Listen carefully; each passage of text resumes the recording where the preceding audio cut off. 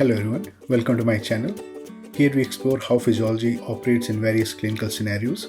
While this may not directly help you with test preparation, it will empower you to provide better care of your patients.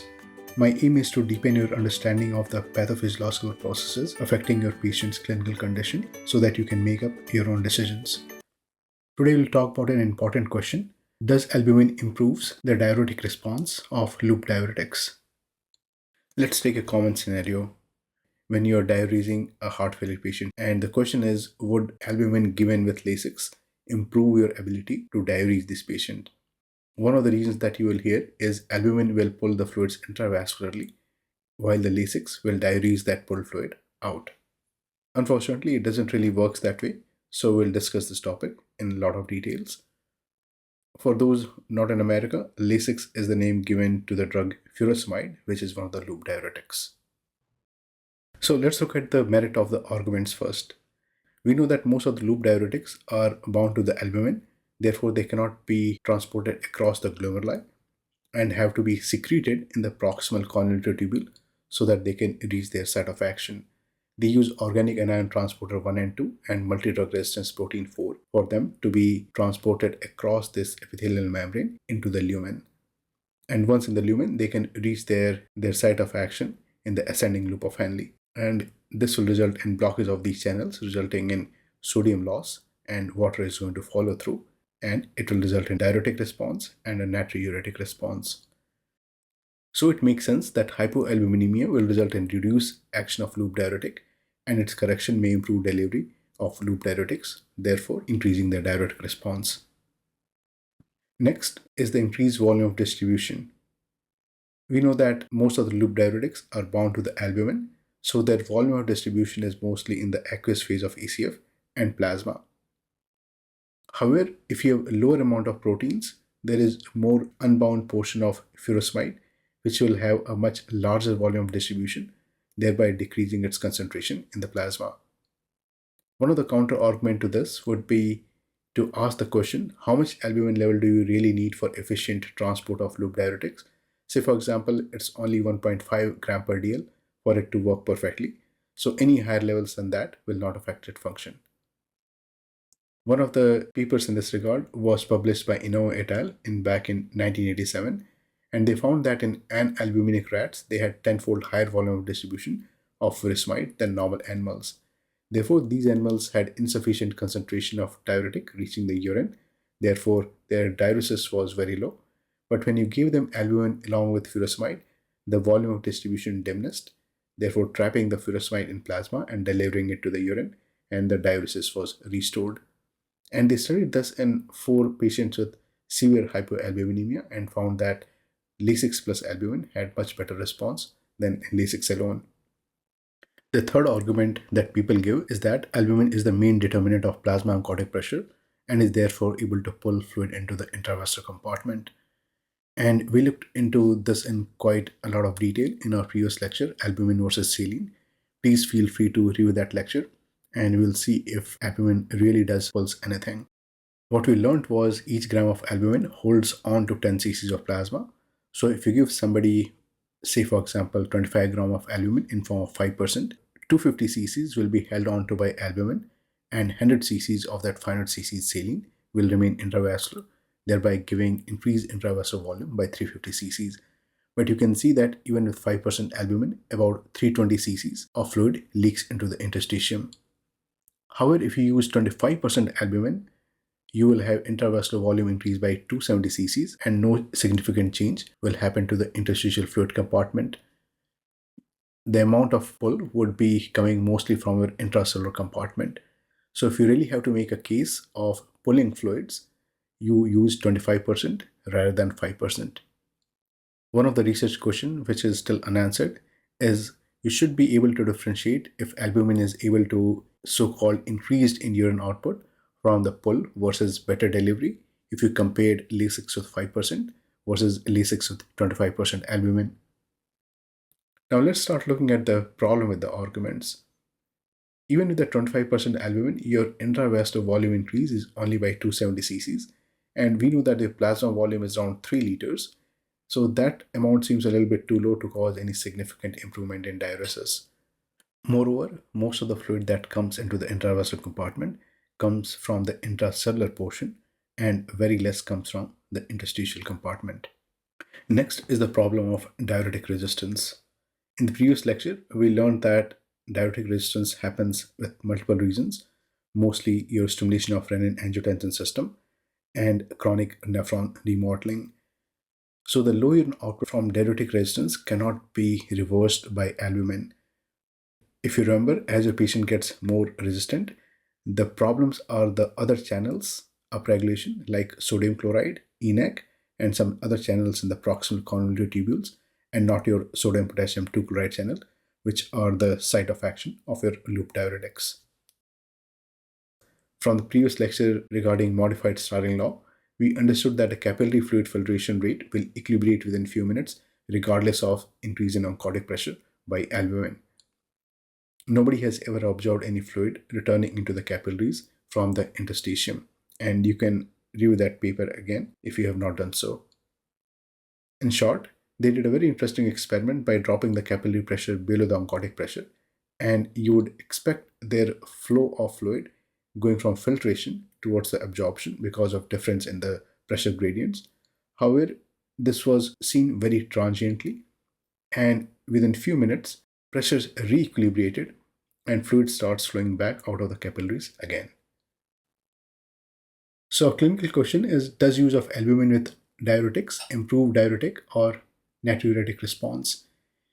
And it is really important here to be looking at different disease processes differently. We cannot club all of these diseases into one because the pathophysiology of all the four conditions are very different. So in this lecture, we'll avoid studies that study the general hypoalbuminemia as they can have diverse etiologies. We'll look at this in the end to give a complete picture.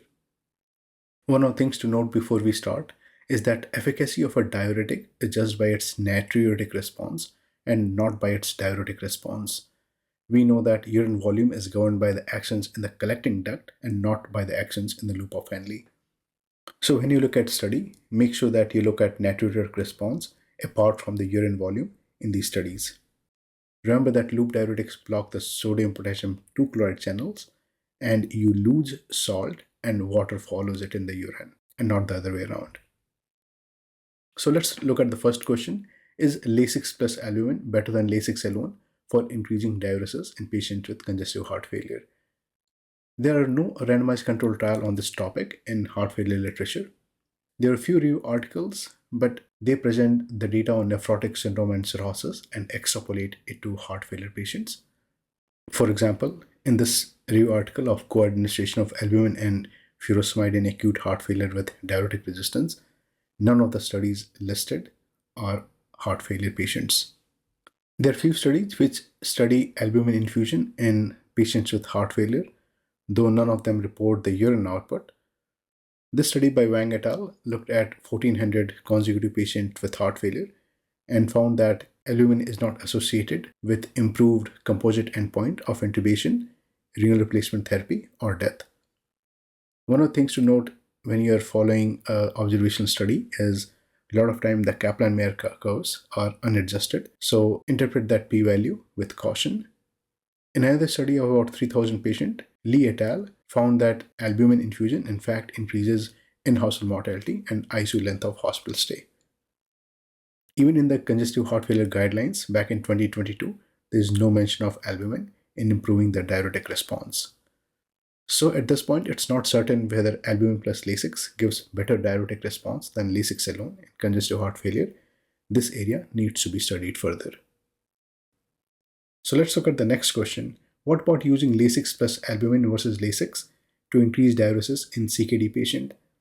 And here again, the data is pretty limited, but I was able to find one randomized control trial, but this seems to be a very small study. 24 patients with CKD with GFR around 30 with hypoalbuminemia. And they found at 6 hours, certainly the amount of volume was higher, and so was the natriuresis. However, at 24 hours, this response was not significantly different. And if you really look at the absolute difference in urine volume, it was about 170 cc's in the two groups at 6 hours and only 30 cc's in 24 hours.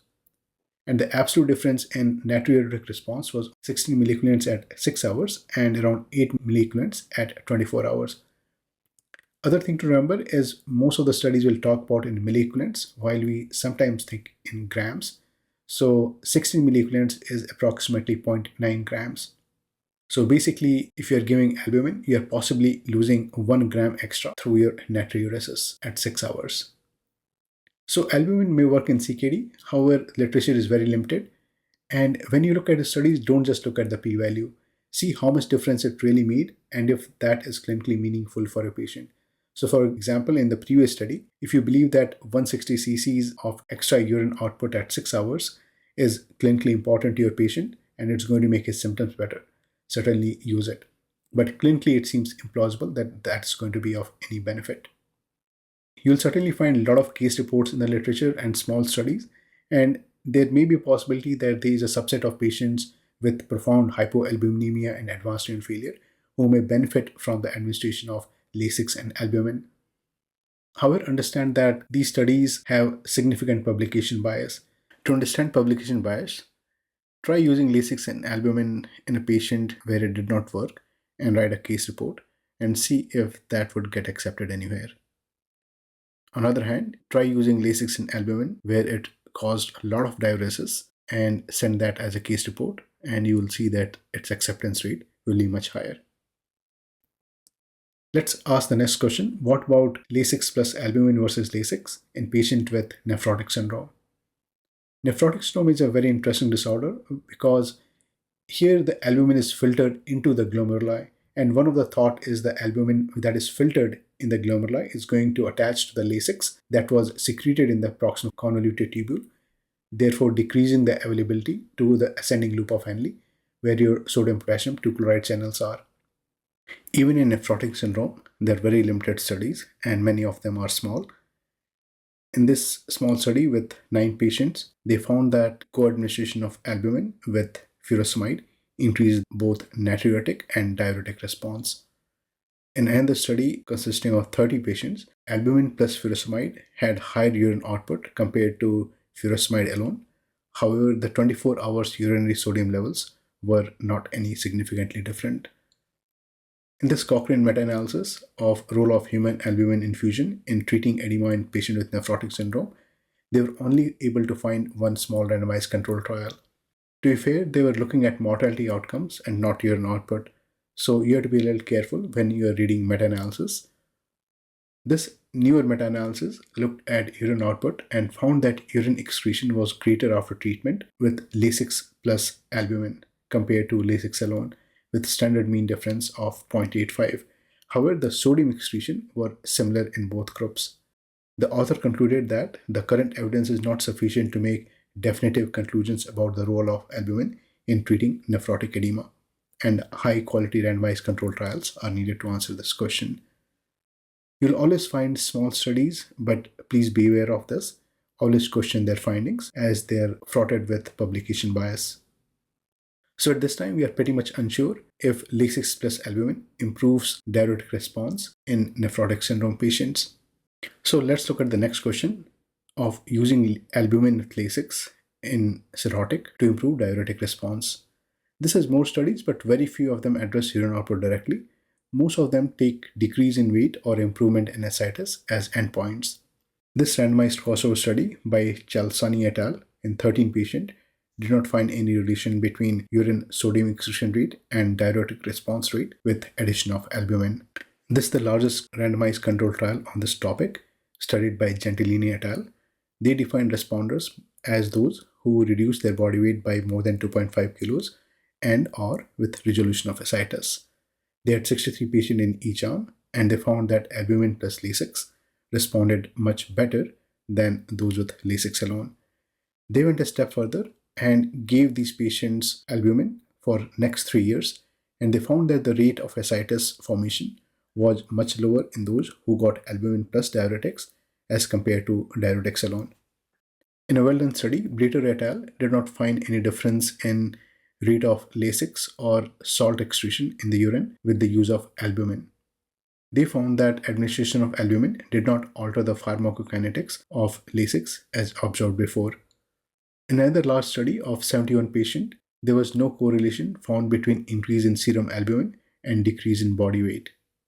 While we are on this topic, two studies need to be addressed. First of them is your entire trial.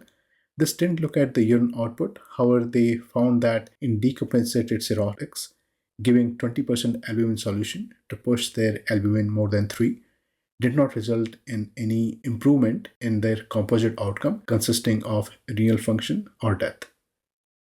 In another interesting study, that's your ANSWER trial, they looked at long-term role of human albumin, and they found that long-term human albumin prolongs the overall survival and decreases the rate of admissions. We don't have a clear answer of increased urine output with using albumin plus Lasix, so let's look at some of the guidelines. This guidelines by International Collaboration of Transfusion Medicine does not recommend use of intravenous albumin to reduce complication associated with cirrhotics. However, they do not talk about the urine output. These guidelines from British Society of Gastroenterology also do not talk about use of albumin with Lasix in improving diuretics. The only role of albumin they report is after large volume paracentesis and hepatorenal syndrome. This set of guidelines by Japanese Society of Gastroenterologists back in 2015 does write that albumin infusion improves the response of diuretics and shorten the hospital length of ascitic patient. However, they have only one study to quote their recommendation from. So I'm not sure that this is as rigorous as I would like to believe. So it seems that long-term albumin may be helpful in decreasing mortality in cirrhotics, but the answer to short-term use of albumin in hospital for increasing the diuresis is uncertain at this point. So let's look at use of Lasix and albumin for diuresis in general population. And since this is a heterogeneous population, you have to be careful in interpreting the results of these studies. Let's look at some of the randomized control trial first. This was the FATE trial, which looked at around 45 patients who were hypoalbuminemic and hemodynamically stable, and they required diuresis. They excluded cirrhotics, nephrotic syndrome, and acute renal failure. They noted that the physiological outcomes were similar between the two groups, including the fluid balance and the urine output. In another randomized control trial of 49 patients, they did not find any difference in urine output between Lasix and albumin. So let's look at some of the meta-analysis. This was a meta-analysis which compared the co-administration of Lasix and albumin to overcome diuretic resistance in patients with hypoalbuminemia. And you can already see the different etiology in this box. They vary from CKD, nephrotic syndrome, cirrhotics, and acute lung injury patients. In this combined group of patients, they reported statistically significant increase in urine output by 231 ml at 8 hours and 15.9 milliequivalents sodium excretion at 8 hours. However, these differences were no longer statistically significant at 24 hours. The authors concluded that there is a transient effect of modest clinical significance when you co-administer albumin with Lasix in hypoalbuminemic patients. In a newer meta-analysis by Lee et al., you can again see the variety of etiologies clubbed together. They found that addition of albumin to Lasix increased the mean urine output to 30 cc's an hour. However, the treatment effect was more pronounced only in patients with serum albumin less than 2.5 gram per dl. And they noted high heterogeneity across all the studies. When they looked at the mean urine sodium excretion, it was certainly higher, increasing by about 1.7 milliequivalent per hour. However, again, there was high heterogeneity noted across the studies. In the study, they looked at addition of albumin to diuretics in mechanically ventilated patients with hypoalbuminemia, and the only positive things they found that there was reduced rate of hypotension when they added albumin to the diuretics. There was no difference in mortality or length of stay. However, they do not report urine output. This is the latest guidelines by International Collaboration of Transfusion Medicine, published in CHEST 2024. They recommend that in critically ill patient, intravenous albumin in conjunction with diuretics is not suggested for removal of extra fluid. However, it is a conditional recommendation with very low certainty of evidence of effect. Please read the rationale for recommendation. It's a free article. So what is the final take on this topic? So it seems that adding albumin to the Lasix may help, but you have to understand that the statistical significance is not same as clinical significance. It would seem likely that albumin added to the loop diuretics may increase the diuresis, but the effect is small and is transient. In case of severe hypoalbuminemia, if you want to use these strategies once or twice, certainly you go ahead and use it, but please don't count on excessive diuretic response by adding albumin. At this time, the correct answer is uncertain. For those interested in research, if you want to study this topic, make sure that you study the role of albumin with diuretics in patients with severe hypoalbuminemia. There may be some positive signal out there. I personally don't think that you'll find good signal to justify the clinical significance above this threshold. One of the other factors that you have to consider when using a medication is its cost, and you have to answer this question: does the cost justifies the benefits of the purported medication? One of the things I learned from this review was just because it's a meta-analysis, don't be fooled by reading its conclusions. Look at the individual studies included in the meta-analysis and try to figure out if they have some quality to it. There's a very good take on this topic in Journal of Hospital Medicine, Things We Do for No Reason, furosemide albumin co-administration for diuretic resistance. Please feel free to review that. Thank you.